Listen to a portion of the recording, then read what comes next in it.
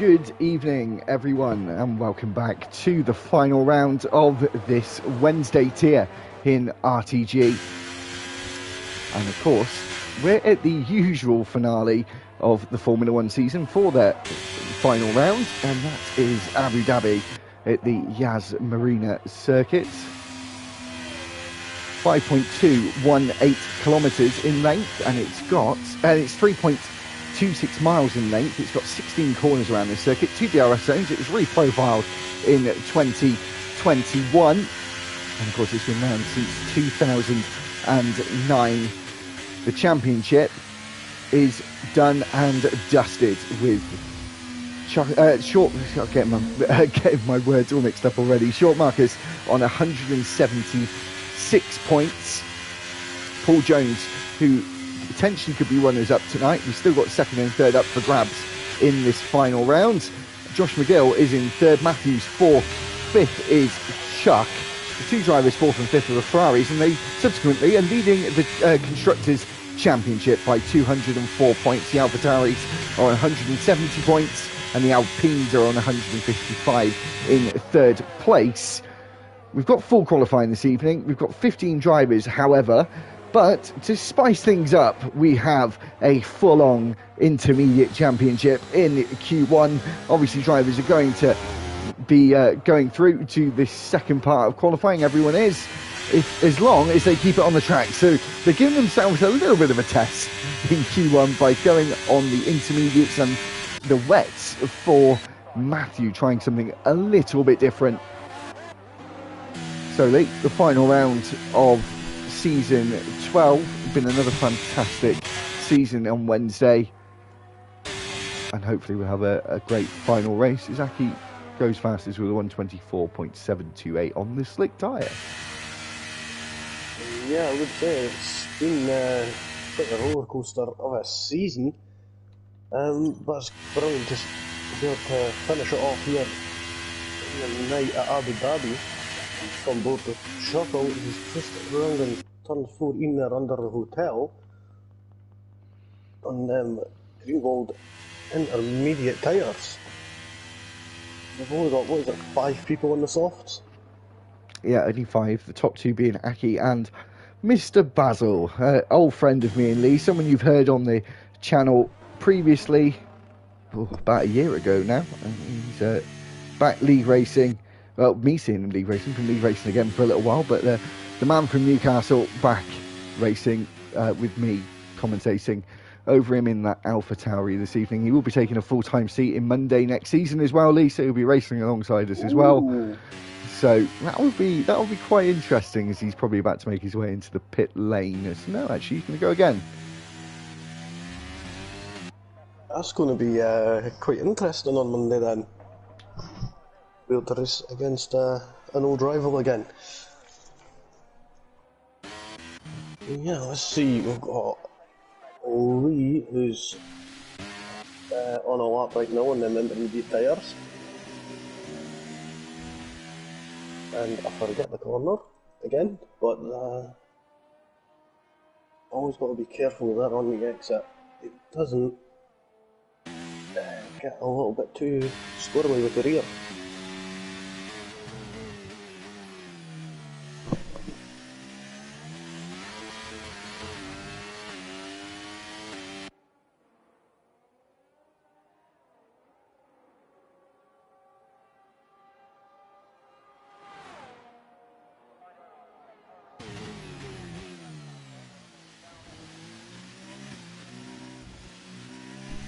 I think we maybe in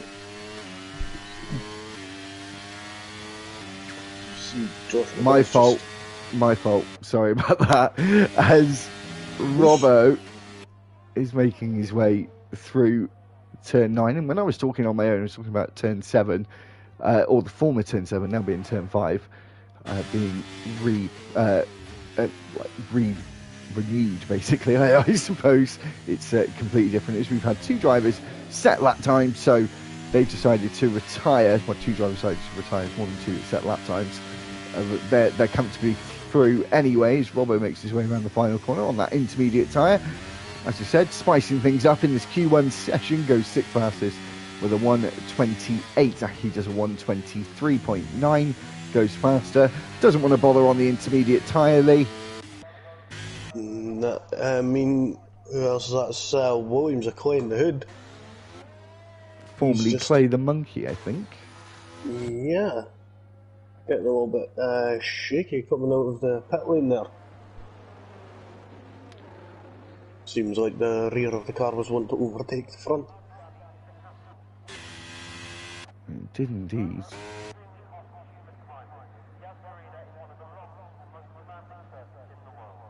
That's John, Matthew's dad, back in the chat again, watching once again on his son Matthew.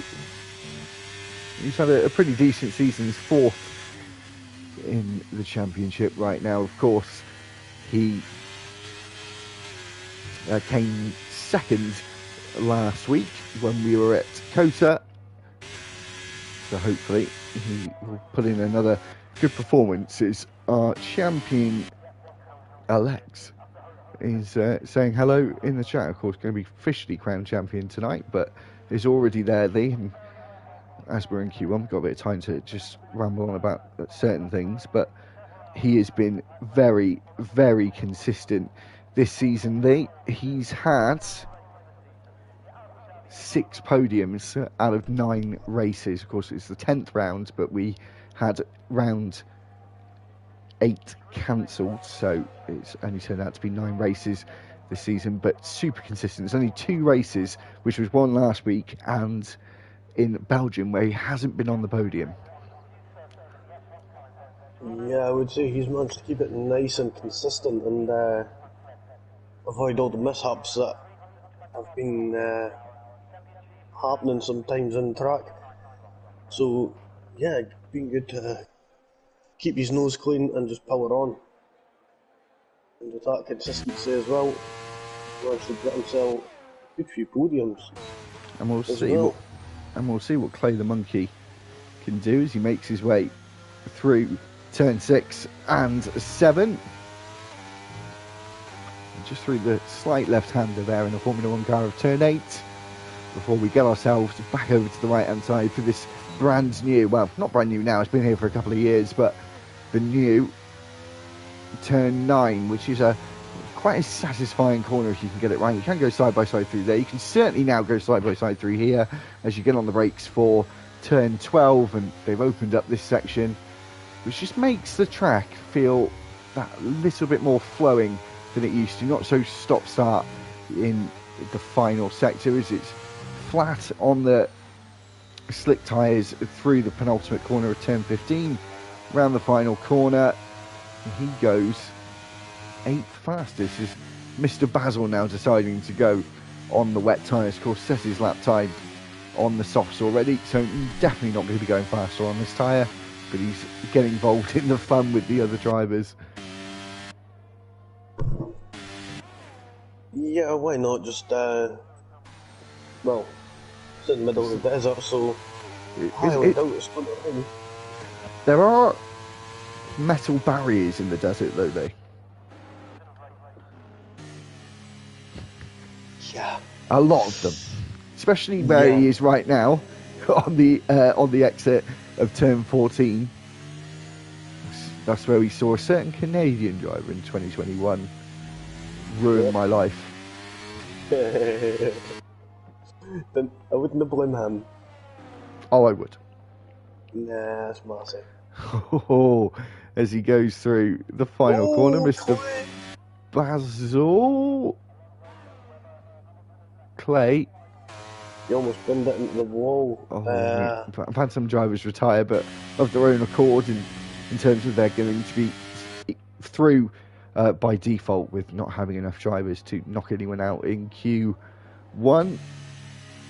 Just keeping an eye on Mr. Basil on the wet tyres, giving it a go. Matty Jones sets a lap time of a 1:23.8, dead,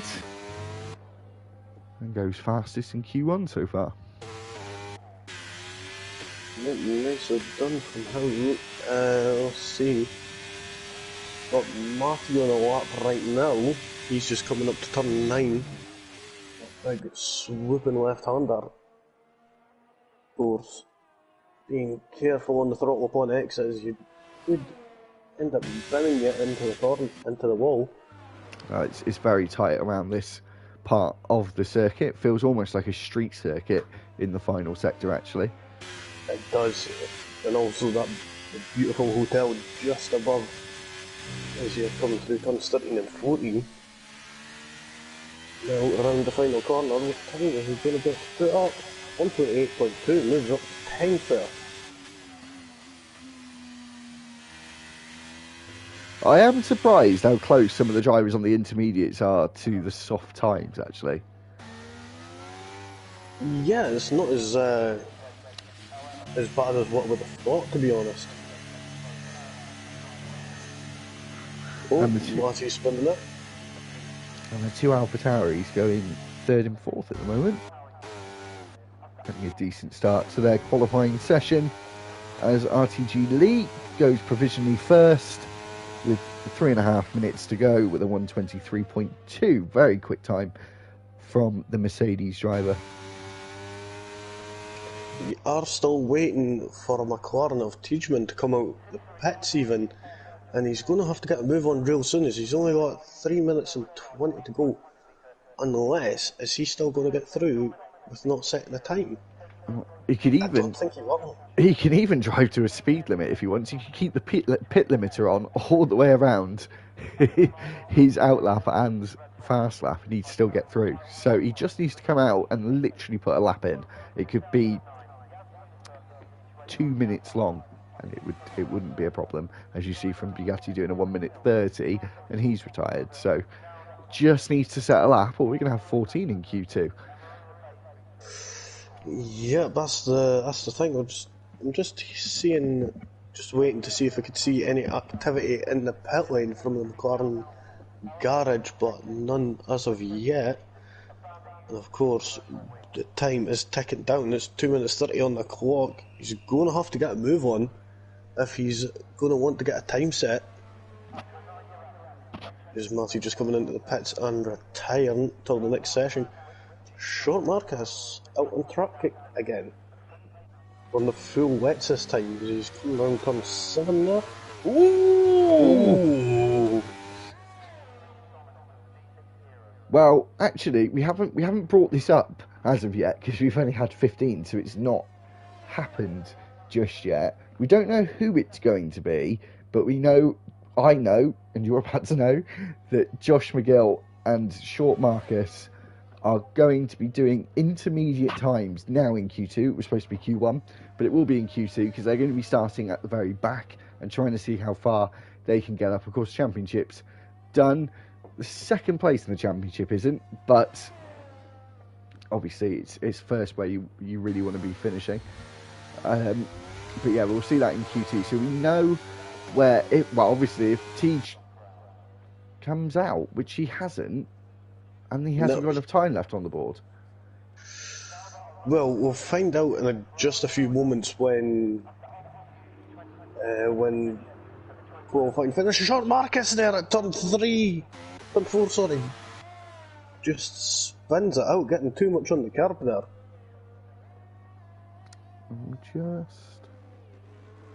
That would have been a close one there.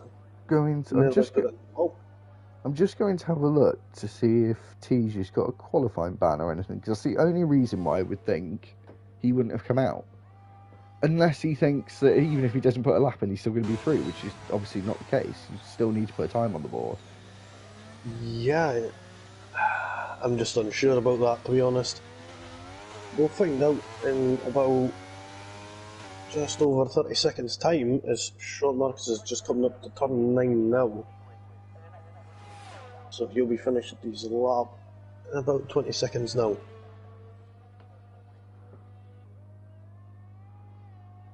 That's if he could keep it on the track there. You notice the back end there kicking out as he's trying to get the traction. Which he has none of.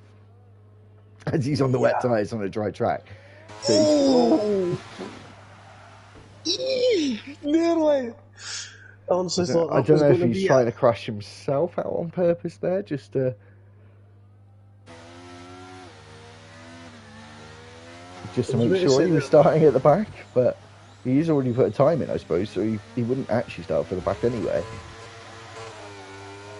This isn't Need for Speed, Marcus. Okay, Monkey cutting a couple of corners there, so that's it, that's the end of qualifying.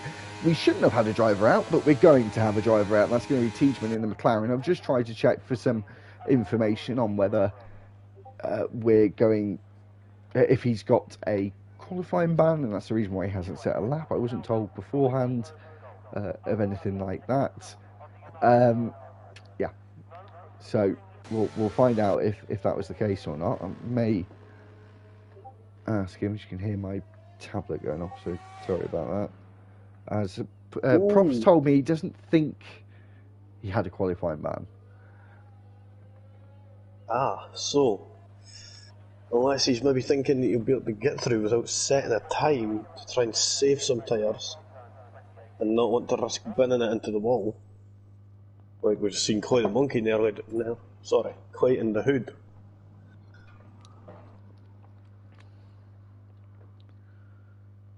So, a little run down here, we see the top 4 runner in there. Done their laps on the soft tyres, fastest lap being a 1:23.220. Was set by Lee. We got Matty Jones in second, Aki third, Mr. Basil, then it was Paul Jones, Prodigy, Josh McGill, Chuckle, Robbo, Marcus, Matthew, Clay, Chuck, Bugatti, and Teachman. And it seems that Teachman is actually going to get through to the second stage of qualifying, which is quite an interesting one considering he didn't set a lap. We'll see if that is actually true. But from everything I know about Formula One, that shouldn't happen. So we'll wait and see. No, he is. He's through. I'm still waiting to load in. Well, you'll find out in a second, as I put on my notes in Q1 that Teachman had gone out. I've had to just remove that from my notes. So, we do have 15 for Q2. Apologies for the horn you probably just heard in the background there, because I definitely heard it. Yeah, so we're waiting to see who will come out. We'll put the tyres up, because I do think we've still got drivers on the intermediates, though. Oh. Josh McGill being one that we thought was going to happen. Shuckle's gone out on the wet. These guys really do like play with fire. Yeah. Keep us right on the edge of our seats. It looks like it's going to be Prodigy who's possibly going to be up first. Yeah, I think so. He's got an Alpine behind him, which would be Josh McGill, of course, on the intermediate tyre. Potentially, a slipstream would actually be a very good idea on the intermediate tyres on a dry track. Yeah, true. I mean, there's that straight between turns 5 and 6 is 1.2 kilometres straight, so there's plenty of opportunity for to make up as much ground with the slipstream there, as we know that the car in front will end up breaking through the air and allowing the car behind to face less drag. So it's quite useful, especially on the higher downforce tracks. Yeah, definitely higher downforce tracks. Well, apart from Monza, which is the complete opposite. Yeah. Low downforce circuit. Another one that would be a high downforce circuit is Mexico, but the air density isn't taken into effect in the game, so that's not the case, even though it's one of the highest downforce circuits. So we get underway with Josh McGill. He has got Prodigy ahead of him. Not anymore. Has he just... No, not anymore. Prodigy's actually already spun at turn 1, or the exit of turn 1. Lucky to have his car in one piece to be able to go again as we go down towards turn 5 with the driver in 5th place on the standings, Josh McGill. As he goes through turn 5, now rises up the hill a little bit as we open the DRS, as you can see there on the rear wing, the BWT rear wing. Braking into turn 6, through turn 7. On the right pedal as we accelerate all the way up to around 200 miles an hour on a dry tyre. Essentially going to get close to that. You can see just on his dash on the left hand side, he got up to 199 miles an hour before he hit the brakes. And now, probably quite a treacherous corner. Oh, there we go. Invalidated on the exit of turn 9. Looked like a corner that could pose problems on the intermediates and has done already. We'll see what Shackle can do at turn 9 on the wet tyres. So obviously a step up in the tyres. Well, right now I'm on board with Short Marcus, who's honestly handling these intermediate tyres like he was on slicks. And had a lot of practice this season, they had a lot of practice on the intermediates. So let's see what time is he going to be able to put on the board for everyone to beat this. 129.1. That was very close from Chuckle though. 6. So it potentially was a 156, but obviously probably he spun. He's setting a 123.999. Call the fire brigade, because that was a pretty hot lap from him. Matthew with a 147.4, so he's going to have to go again. 133.3. Anyone just joining us, no, your eyes aren't deceiving you. We have got drivers on wet tyres in this. My Jones are just getting the slipstream perfectly from Short Marcus. Down to turn 6 there. Bugatti done a very quick time there, Lee, as well. Well, right now on board with Matty Jones, and he's on the soft tyres. And with that slipstream that he just got going down to turn 6, honestly, I think that he may be putting the fastest lap here in just a few short moments as he's just exiting turn 9 now. Going around turn 10, 11 and 12 as you're generating quite a lot of lateral load on the car. As you're under braking as he's coming under the hotel section now. Whoa! And a little bit shaky on the exit of turn 14 there. Definitely got a bit out of shape. 15. Yep, definitely. Hitting that curve at the apex of turn 16 across the line, and he goes forward, the 124.191. I would say it's quite close between Bugatti and Aki. 8 thousandths of a second between them. Yeah, very, very close indeed. Between the top 4, though, it's very close. We'll wait to see some other drivers on slick tyres, setting lap times. The first one up for that, I think, will be Robbo in the Red Bull as he makes his way through turns 10, 11 and 12. Now 13. Quickly upon you is 14. Get close to the wall, but not too close. Through the flat-out section of 15. And then on the brakes for the final time at the final corner. And the line comes up pretty quickly. Want to stay to the left as a 122.7. What a lap. Nice. Yeah. I would say at turn 14 you don't really want to be Latifi sort of close to that barrier. I would say as well. Don't know how that could go. We do indeed. I think it's Lee who's going to be setting the next lap.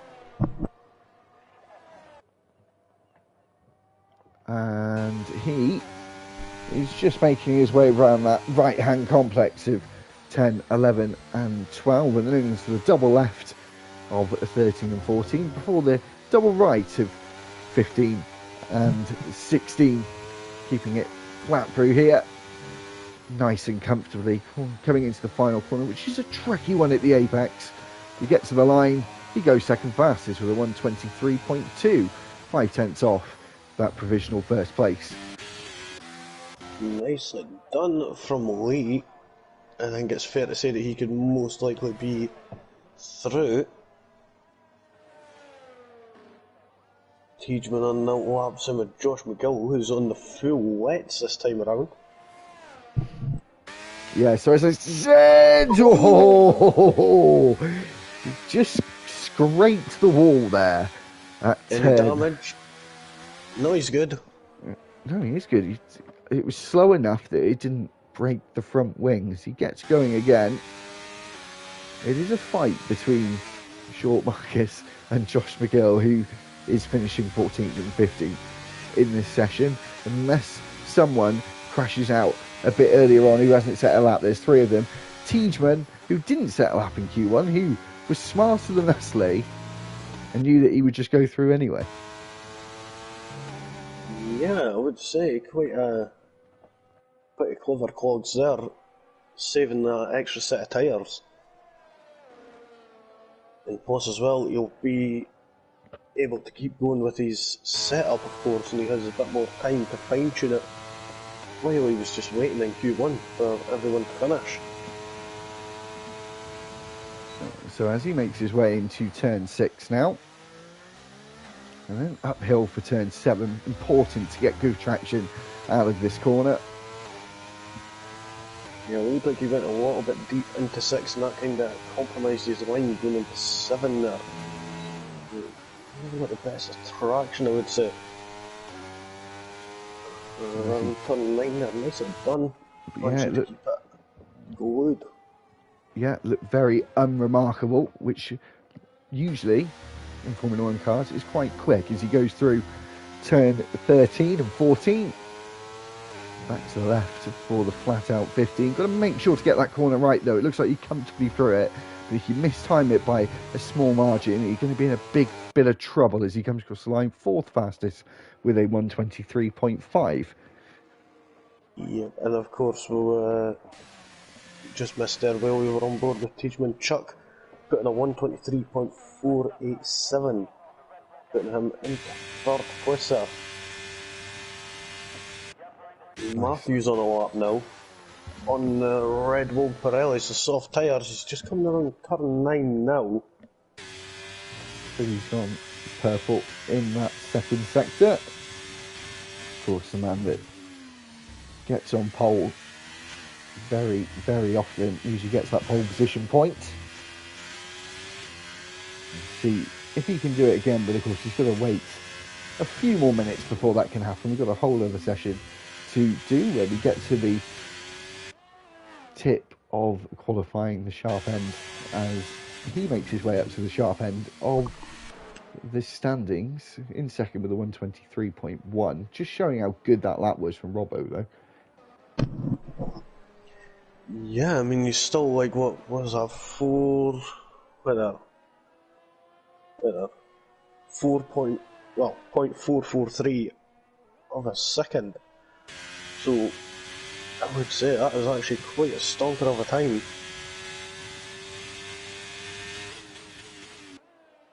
But we still have drivers yet to set laps that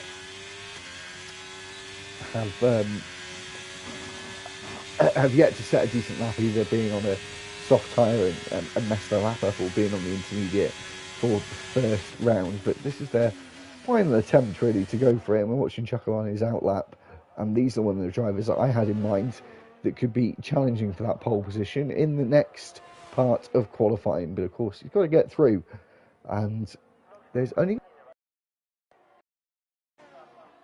going to be 3 that's fighting for the place to get, 3 that are out, and those are the only ones that are going to drop out really, because Short Marcus and Josh McGill are already going to do that, as they're only setting laps on the intermediates. Prodigy just getting a bit too much on the curb on the exit of turn 9 there and validates his lap. I don't think he's going to be able to go again to get another competitive lap unless he does a cool down. He's got enough time to do a cool down, but has he got... I think he has got the fuel actually, so... But he's almost going slowly, like he's going to go again straight away. Yeah, I think he is. He's just trying to... Yep, he's trying to keep the revs up a little and... The brakes. Yeah, he's going again. Yep, there we go. He's just recharging that battery, going again. As he knows, he's in the danger zone right now. So he could easily just get bumped down. So we've still got Chuckle and Clay to do their lap. Paul Jones and Josh McGill are both out on laps. Of course, Josh McGill on them intermediate tyres, so I wouldn't suspect him to be making any like strong impact. So as we see Chuckle making his way around turn 9, and now 10, 11, and then we're on the brakes for turn 12 as we go right-handed and then left-handed under the hotel at the track. Now into the penultimate corner. Got to get himself a good lap time on the board. The time's looking good at the moment. He makes his way around the final corner, getting close to track limits, but not too close. Goes on to the front row in Q2, and that's looking more like a time to compete against Robbo's. But we're not just there yet. Is Clay the Monkey? Clay the Monkey, I've done it as well. Clay in the Hood has set a lap time of a 1:22.929. Right, okay. 1:22.989. As well, and drivers out on their outlaps in a position where they thought they might have been safe before, but the tides have now turned, and people like Mr. Basil are having to go again, who is now down in 11th place. We've got some time to make up as well. Yeah, well, we've still got Josh McGill and Short Marcus on the outer, so it's going to be 13th, I would say, for the lowest soft runner, unless Paul Jones messes this lap up. His quickest lap is a 1:29.8. Robbo going even quicker with a 1:22.627. Nicely done there from the Red Bull driver. We've got Paul Jones just coming around the final corner now. Is he going to have enough to get him out of that drop zone? Yes, he does. He goes third. 1:22.913. But 3 drivers have, I think, 1/10 there.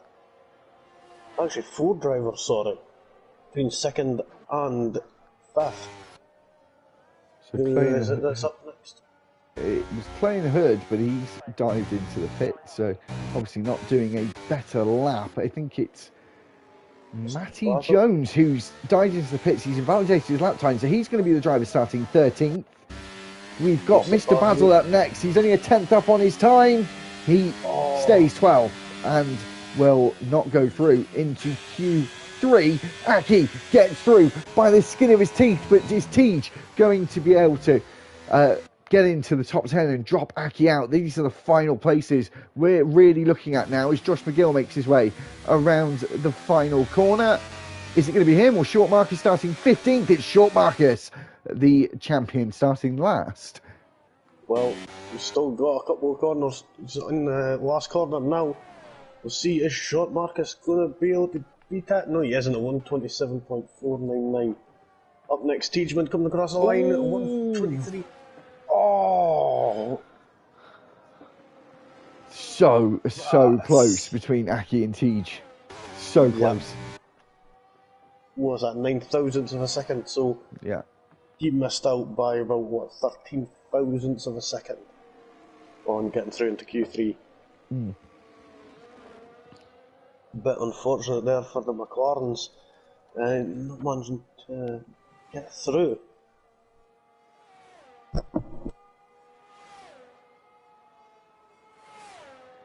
So as we just wait for a couple of drivers to be backed into their garages, we will be getting underway in Q3 in a few moments' time. Before that, Lee will be doing the final rundown of Q2. And now just waiting for Paul Jones. So 1:22.627 was the fastest time in Q2. And we'll see what we get in Q3.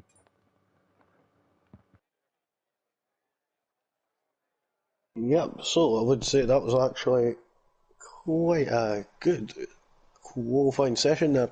So, standings for the second out of 3 qualifying sessions. We've got Robbo who gets the fastest lap at 1:22.627. Absolutely putting in that stonker there. Chuckle just behind him. Then we had Paul Jones, Clay, Prodigy, Bugatti, Matthew, Lee, Chuck and Aki.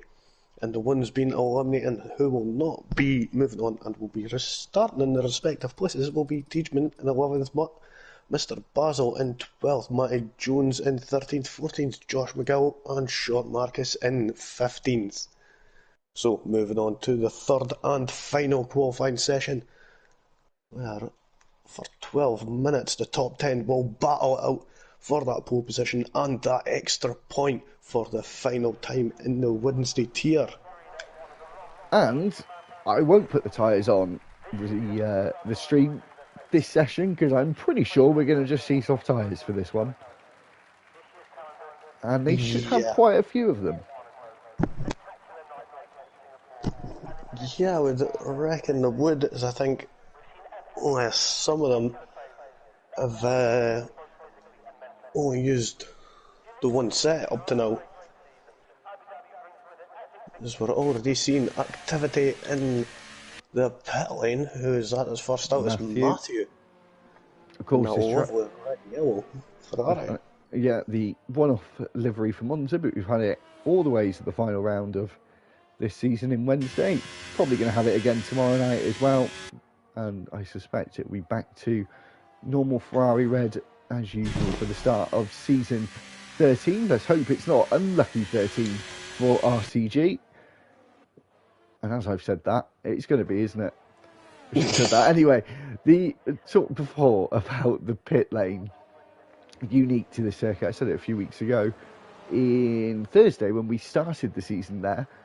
So I say a few weeks ago, 2.5 months ago. Can you believe it was 2.5 months ago we started season 12 there? It's mad. How time flies. Yeah, unique pit lane here, so you can make up a lot of time or lose a lot of time in the race on the pit lane exit. Pit lane entry, pretty standard, but that pit lane exit going under the track and popping out on the left-hand side where the pit lane's on the right. So keep your eyes out in the race for that one. So pretty much all drivers coming out on the circuit now and all on that slick soft tyre. Yep, not one of them opting for intermediates or that now that things are getting serious and this is actually the battle for pole position here. Another point to mention, actually, that I've just thought of. This is a very different Q3 to what we usually have as well, because if you think more deeply into this, drivers have been on the intermediates for 2 sessions, apart from 1 lap at the end of the last session. So they haven't had the build-up we usually get in qualifying. So this is a very different Q3. It's almost like a Q 1.5. Yeah, I mean, we've not got a proper read on what these cars are capable of right now. I mean, we did get a little glimpse into that just a lap out, well, just in the last qualifying session there. I think Matthew was just about to go a little bit deep into turn 6 there, as he's going to be the one setting the banker as he's just heading up to turn 9 now. Yeah, as you said, I think this is going to be the time where we see people shining. Possibly see it getting down to even the 122.4s, even if it's not too much to ask of few drivers like that. Matthews right on the edge of grip there, 3, 12 and 13. Sorry, 13 and 14 as the car did get out of the way between 14 and 15. He's all the way up to 16 now and crossing the line with a 122.5. So Lee, I think your time might be a little bit conservative there. As we start laps with drivers, we're waiting to see who's setting the next lap. I think it's going to be Prodigy in that Aston Martin. He crosses the line, goes to 122.4. So I think it's pretty safe to say, Lee, we're going to get into the 22.3s. Yep, we've already got into the 22.4s just there. Well, Rob was just heading down into turn 6. So, you know, he went in the lead at Q2 by quite a considerable margin, so could possibly be seeing that again. Let's see who else is next up. I think it is Robbo.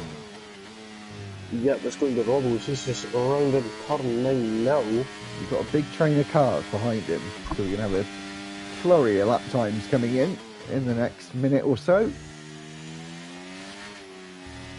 under the bridge. And through towards turn 15 for Robbo as he makes his way around the final corner, trying to be on the raggedy edge as he goes through the final.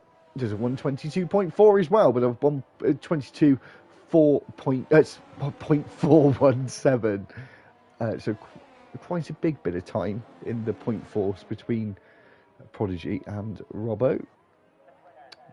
As we've now seen everyone finish a lap, and Lee's left the party. Not sure why that is. So hopefully we'll get him back in a moment's time.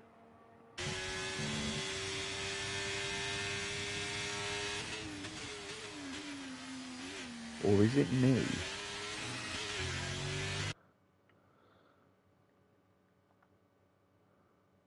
Or is it me?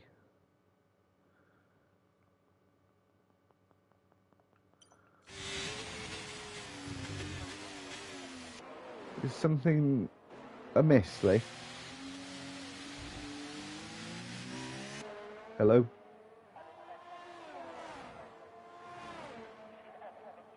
Sorry guys, if you can anyone still hear me? To put a comment in, if that's the case.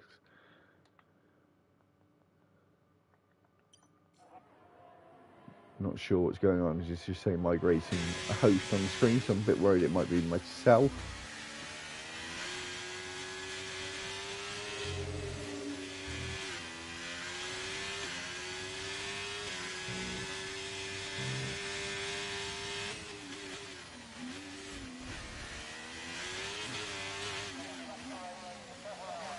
Yes, I think I'm still...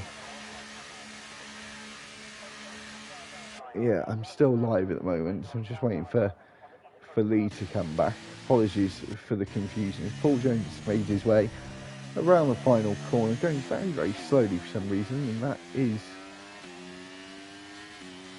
So I think we're doing a bit of a restart here. Not too sure. And we'll just pause the stream, just make sure that we've got everything sorted.